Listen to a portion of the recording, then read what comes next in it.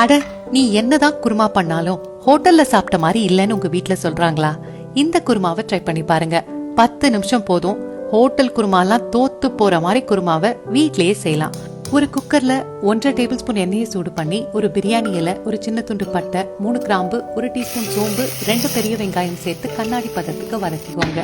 இப்போ ஒரு மிக்ஸி ஜார்ல 1/2 கப் தேங்காய், 4 பச்சை மிளகாய், ஒரு சின்ன துண்டு இஞ்சி, 5 பல் பூண்டு, 4 டேபிள் ஸ்பூன் பொரிக்கடலை சேர்த்து முதல்ல அரைச்சிட்டு இது கூட 3 தக்காளி, கொஞ்சமா கொத்தமல்லி சேர்த்து தண்ணி சேர்க்காம இந்த மாதிரி கெட்டியா அரைச்சுக்கோங்க.